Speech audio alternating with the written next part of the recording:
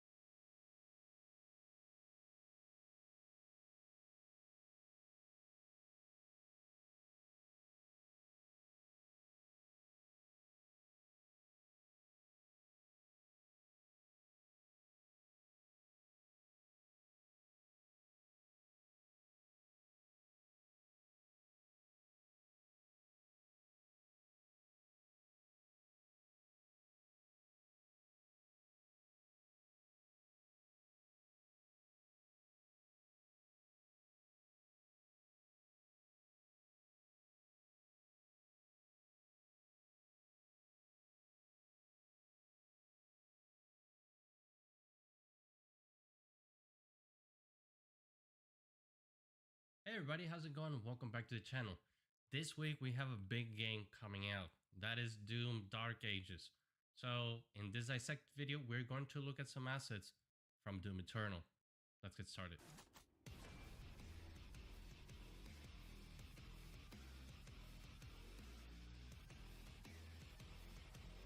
Alright, so far we've been looking at a lot of characters, so in this video it's going to be a little bit different. We're going to be looking at environments from the game, and if you subscribe and ring the bell, you probably already saw that community post that I made where I teased what was going to be shown this week. And yes, we're going to have the BFG and other weapons in this video, so make sure you watch the whole thing.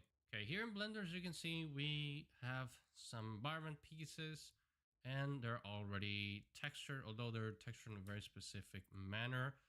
Some of these, there's some certain sections that you'll see, if you've played the game, you'll see if it's a little bit weird, because there's a lot that it's been done on these with decals. If you want to know more about decal, please check out the video that I did on Cyberpunk. I go a little bit more in depth into decals there. But yeah, this is a very common practice. So a lot of the things, and the decals didn't get the texture out, so we'll probably just delete those. It's just that floating geometry that you see over there. But let's start with the big pieces like this one right here.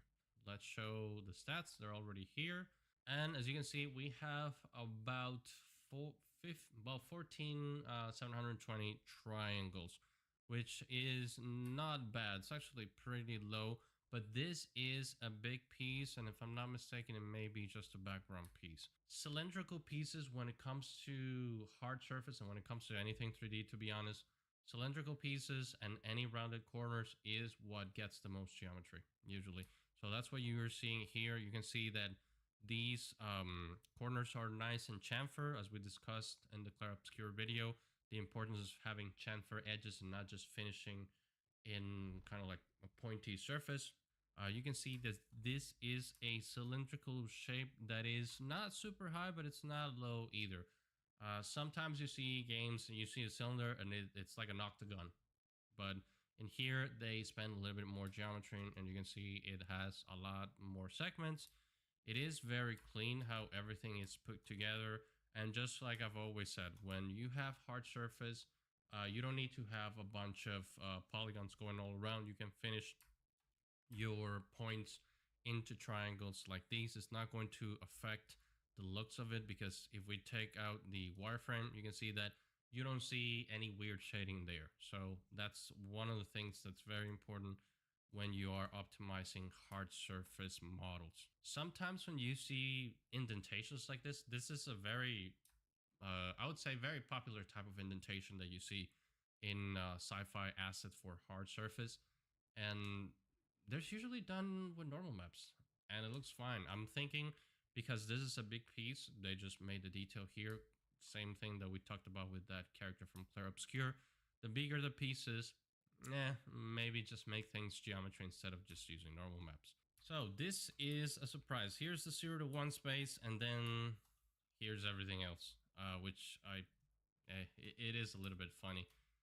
The issue is that none of this is packed, but this texture that we have right here, and some of the textures that I've seen from some environment art for this game, are just with procedural shaders.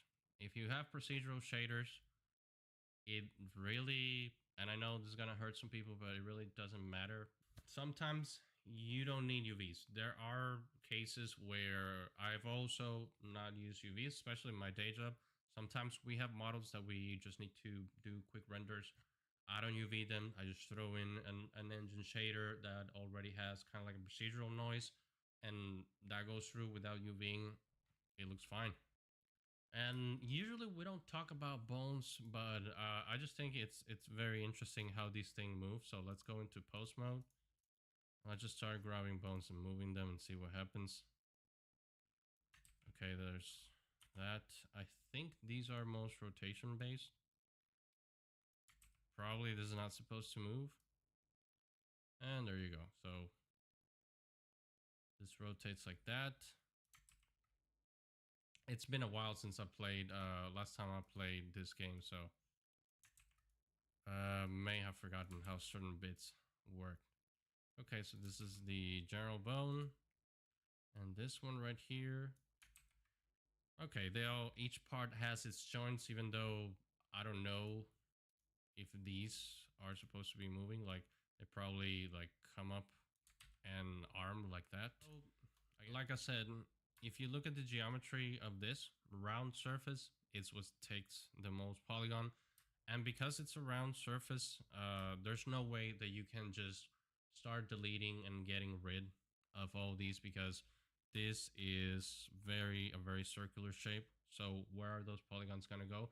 You need all those polygons. The rounder your surface, the more polygons or the more triangles it's going to take. And just for those who are curious, this is 86,000 polygons, this whole assembly with this one right here. And yeah, as you can see, very, very dense over here. A lot of detail is just modeled in there. So this one right here is the sarcophagus. It acts as a prop, but it has joints.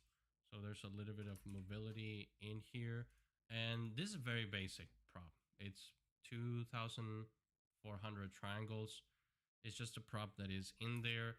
Again, these days, you don't have to worry about your asset being so low poly if you are targeting the major platform. So unless you're doing Nintendo or you're doing a mobile game, you don't have to worry so much about how can I reduce these to like the bare minimum. You have to have enough detail so that it holds. And especially this one, I'm pretty sure it was sculpted, and you will need to hold all that detail when you bake it down.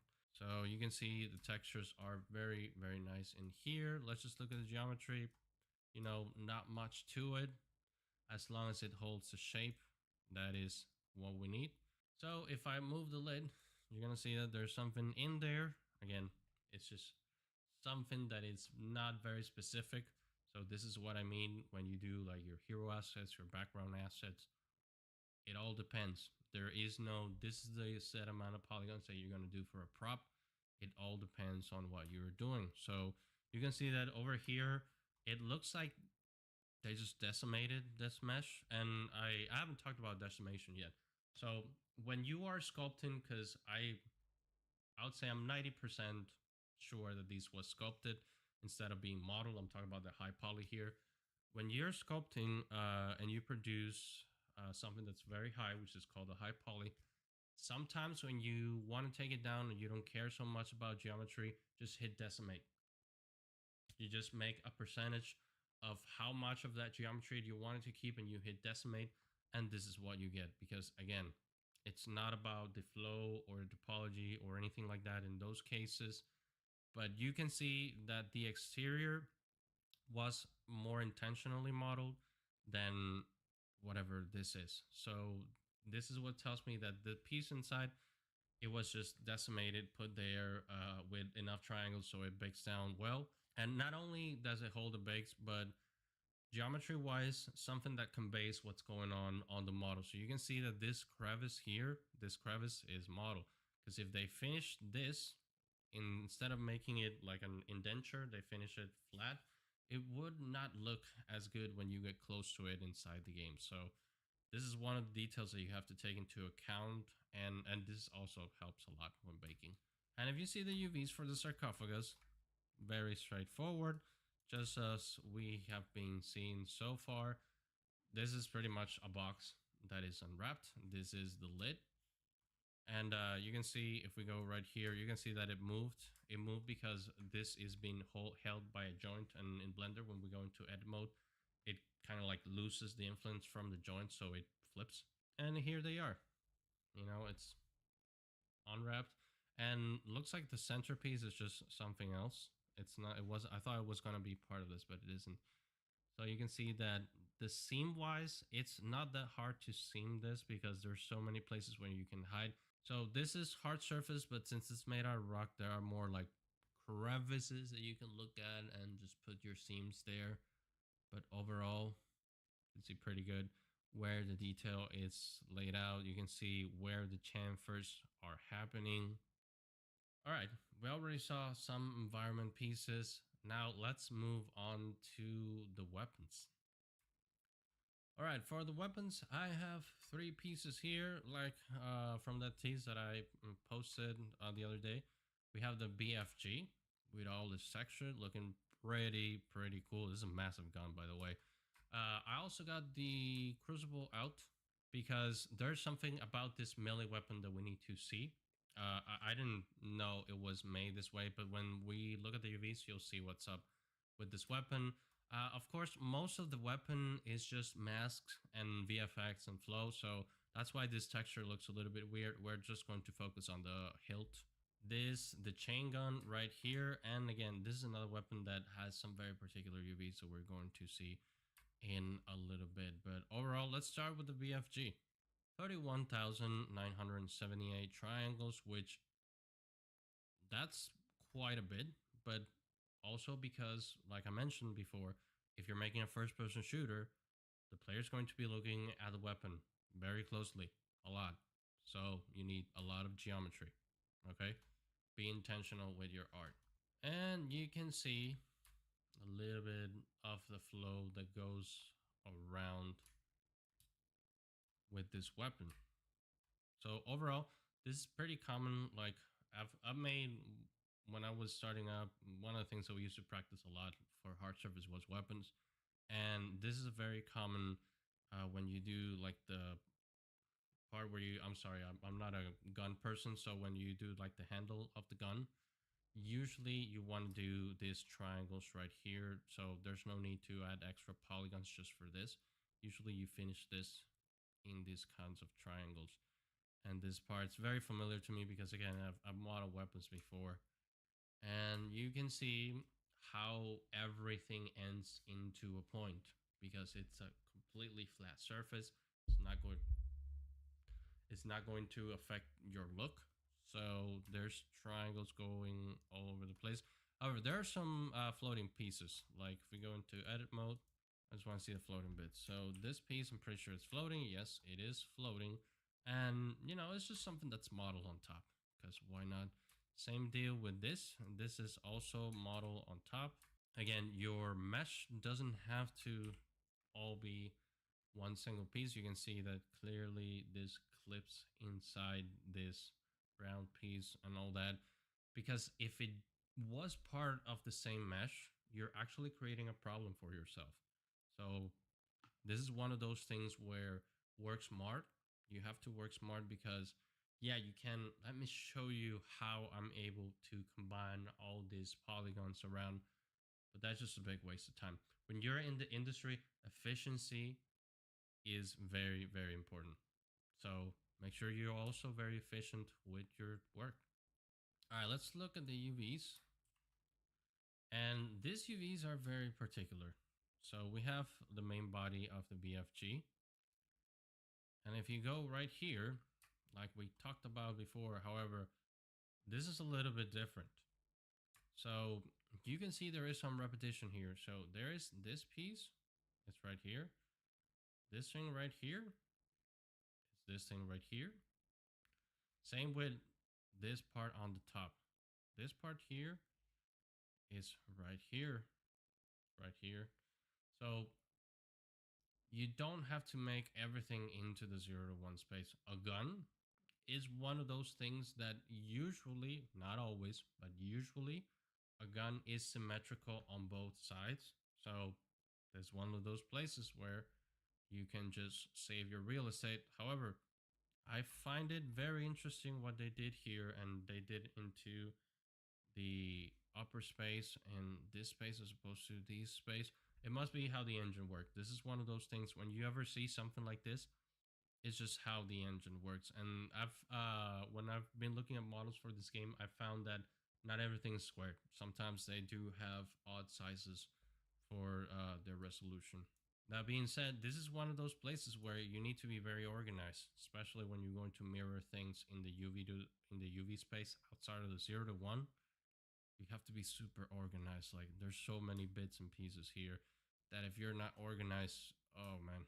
As far as I know, correct me in the comments if you've seen it, but so far I've seen tools that compact your UVs into the 0 to 1 space. I've not seen a tool that allows you to put certain pieces outside of the 0 to 1 space. You have to do that manually, as far as I know. If there's such a tool, let me know. I'll be really interested to see if there's something for Blender or for Maya that does this kind of stuff. So let's look at the Crucible. Lots and lots of geometry because this is in the face of the player. These are some nice loops. You can see the loops for the hilt over here and how this part follows a particular direction with flow, and mostly because of the baking, mostly because of how you're going to bake this particular shape. All right, let's look at the UVs because these UVs are very interesting. So just like I mentioned, there are some objects in this game that do not have the actual square texture. It means like a resolution would be the same on vertical, the same as the horizontal. So 2048 by 2048, 4096 by 4096 if it's 4K, that kind of stuff. But this one is a little bit different. This one is laid out in a more rectangular fashion, going in the vertical space. And this has to do with the engine. Because of the offset, it doesn't mirror this way over here. Like you would think that this thing would be like right here. It's actually on the other side, and this portions, this bits right here. So this is the same as this. This is the same as the bottom piece. They're outside instead of being like on the other side, like we've talked about. So this is why it's very interesting for me to be doing this, because I'm discovering more and more things that I didn't know about certain games. So this is one of the things I always say when I mention that it doesn't matter what tool you use, as long as your art is great, you will get hired, because when you are onboarded, most likely they're going to have to teach you the tools that they use. Because this is probably an engine thing, you will have to be taught, like their engine is not available for the public, so you can train on it. So once you get hired, you will be taught how to do this, why this happens, why this is necessary. I'm pretty sure there's a reason for this.